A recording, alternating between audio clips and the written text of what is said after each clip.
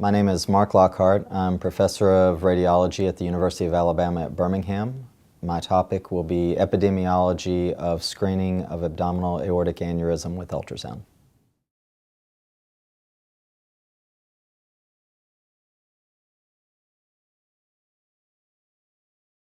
The objectives of this presentation are to discuss the concepts associated with screening for abdominal aortic aneurysm, to describe the 9 basic principles of screening, and to address the role of ultrasound for aortic aneurysm screening.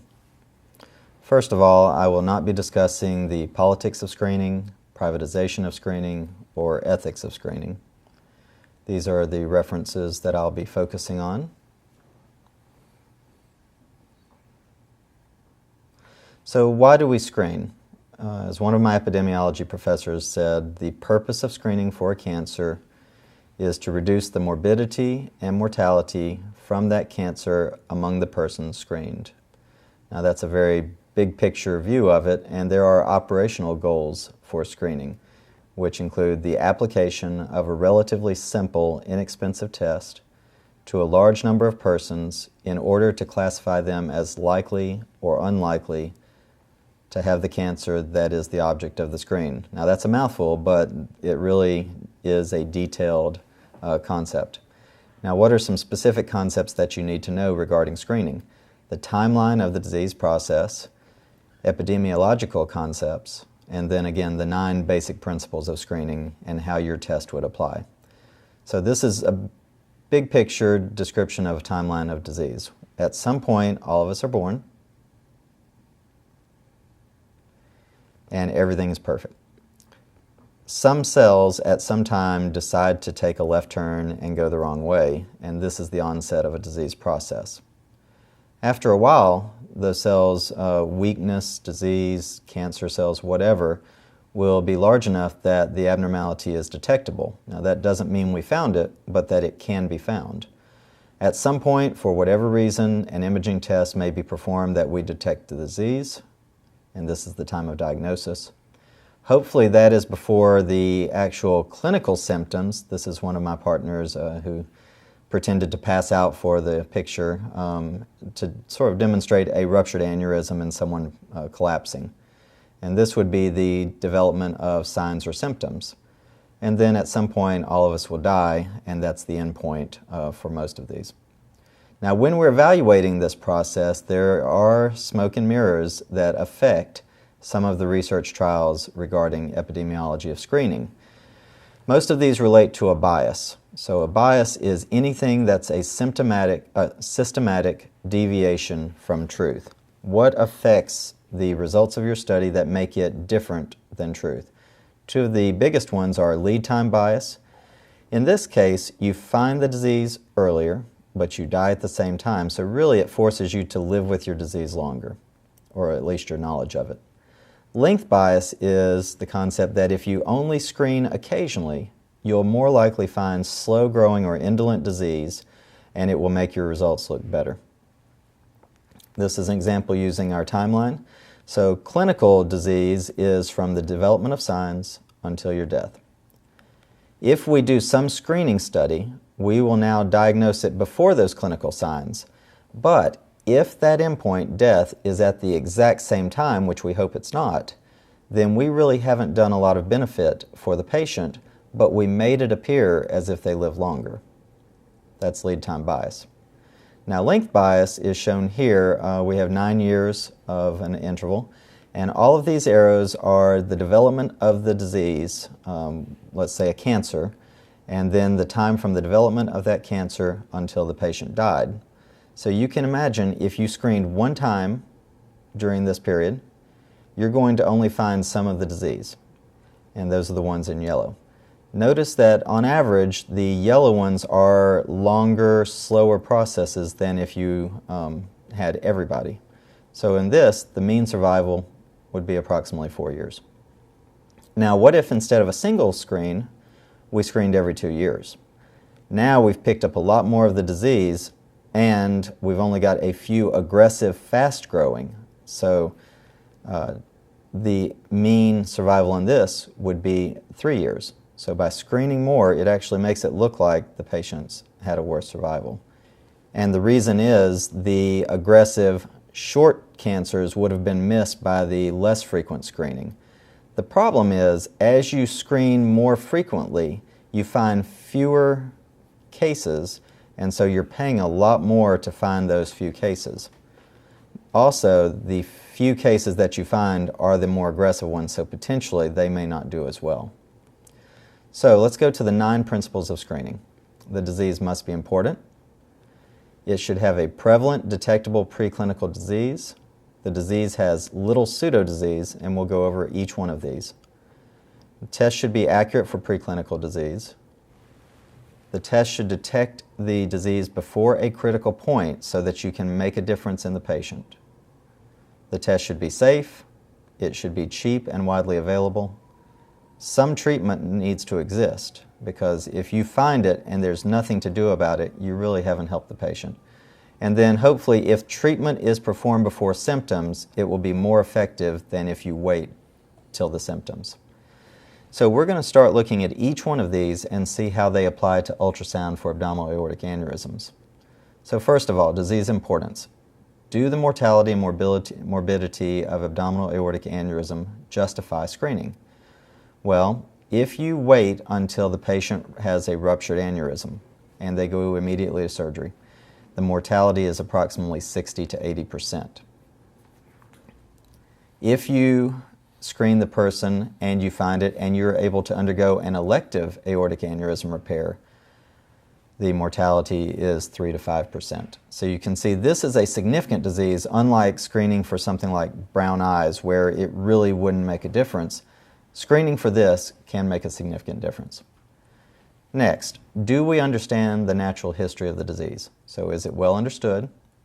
Is our understanding supportive of an adequate detectable preclinical phase? And is there a low occurrence of pseudodisease? So I'll discuss the first one first.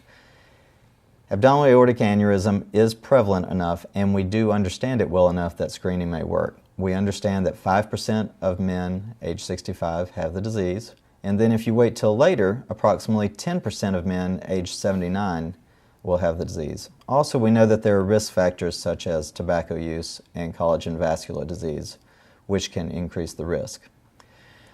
Further knowledge of the natural history needs to be an understanding of the clinical situation, such as the onset of symptoms or signs till death. That's the clinical phase. The preclinical phase is when the disease exists but have not yet developed symptoms or signs.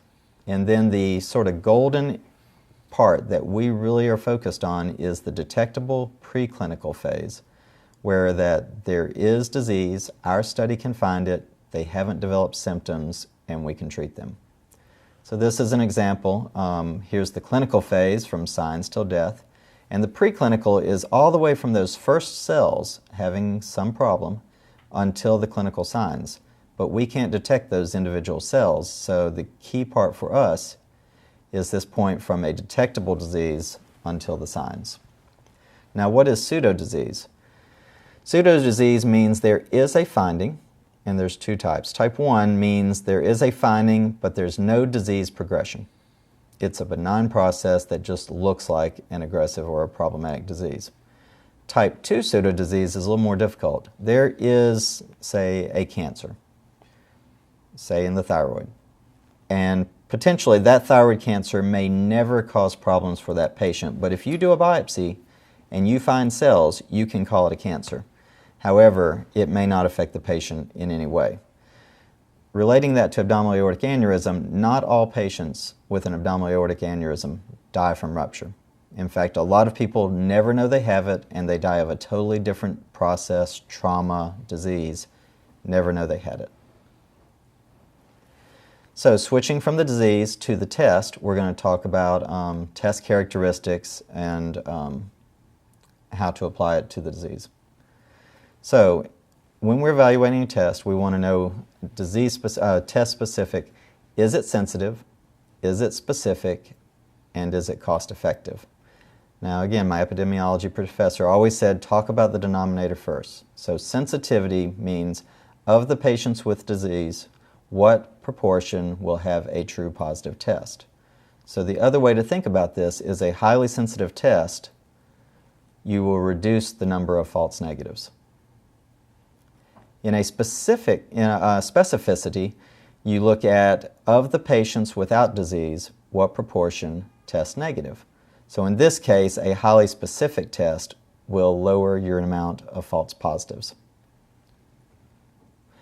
Depending on what threshold value you choose to call it disease, that will increase or decrease your sensitivity and will have the opposite effect on the specificity.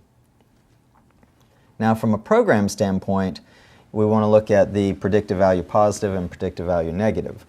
So predictive value positive is of all the positives, what proportion are true positives? This depends greatly on the prevalence of the disease, unlike sensitivity or specificity. And then likewise, predictive value negative would be of the patients with a negative test, what proportion test with a true negative. Something that you'll hear about is incremental cost-effectiveness ratio. This is cost-effectiveness analysis, and what they try to do is, from a broad viewpoint, look at how does that screen compare to other screens or no screen at all in terms of improving the quality of life and health of the patient. The way we calculate this is we will take the more expensive test, which is also usually the most effective, subtract it from the lesser, and we will get a ratio. So say the more expensive test is $40,000 and the least is $20,000, but the quality adjusted life years is 5.2 versus 5.0. Well, actually I said that a little wrong because this is actual life years that were affected. Say the patient, after correction of an abdominal aortic aneurysm, had a stroke or a heart attack or some other life-limiting effect where that their quality of life is only half as good as a purely healthy patient. Well, then we would have to reduce this to 2.6 and 2.5, and now our cost per quality adjusted life year goes up. Now, there has been a trial that looked at this for screening of abdominal aortic aneurysm, and they found that the cost for one quality adjusted life year was approximately $71,000. This is actually a pretty good value and would, in most situations, be considered cost effective. The next thing is whether or not the test can detect a critical point. Is it a slow enough disease where you have a chance to make a difference? And ultrasound for AAA screening actually works pretty well. So if you have 10 years follow-up after a single screen in patients greater than or equal to 65 years old, 3 centimeters predicts 68% of all patients that will either need subsequent repair or have death from the aneurysm. A 2.5 centimeter threshold will identify 91% of those patients, but obviously you're picking up a lot more patients that will never have problems. So here's a more detailed list by size, and you can see that anything under 3 centimeters, your likelihood of rupture or acute therapy goes significantly down, and then by the time you're greater than 5 centimeters, there is a very high likelihood that you will have problems from your aneurysm. So safety of the test is important. This is key because the test is occurring now. The potential negative outcome is occurring years later. And we discount for every year by about 5%. So you can understand if you had one person die from your test now, that is going to outweigh the benefits to so many people 10 to 15 years from now. So it's key that it be a safe test. Well, luckily ultrasound is one of the safest imaging modalities that we have, and so this fits very well as a screening modality. What is the availability and cost? Compared to other modalities such as CT or MRI, we have wide access, and it is a relatively inexpensive test compared to other modalities. Switching over to the treatment. Is there existence of a therapy? So for AAAs, there are 2 very good potential treatments, and numerous articles have been written showing that these are effective. This can be an open surgical repair or an endovascular stenting. Both are effective. However, the stenting actually requires lifelong follow-up to look for leaks or for change in the aneurysm, often on an annual basis, so there is downstream cost associated with stent repair.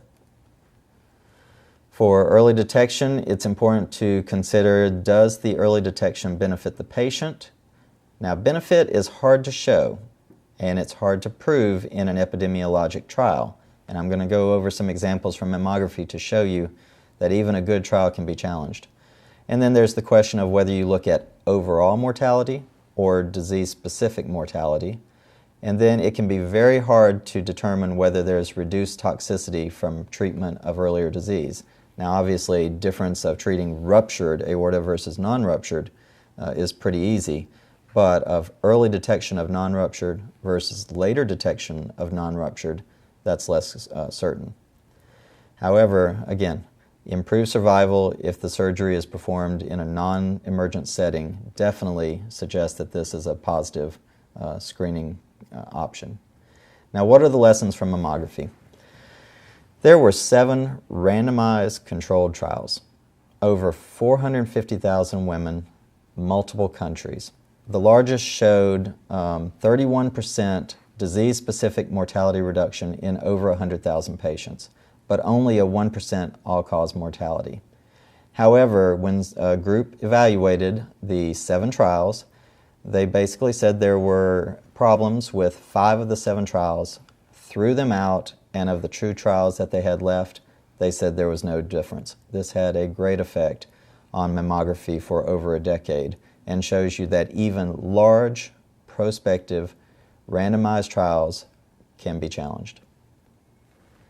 Most trials do use disease-specific mortality, and the reason is, if you're evaluating for an abdominal aortic aneurysm, should you let a traumatic head injury in a car accident in a patient with controlled disease be included as the outcome? It doesn't really make sense. So what are some endpoints for abdominal aortic aneurysm? Well, there's a meta-analysis that showed that there's no significant reduction in all-cause mortality. Again, older patients more likely have cardiac events or stroke unrelated to the actual aortic aneurysm.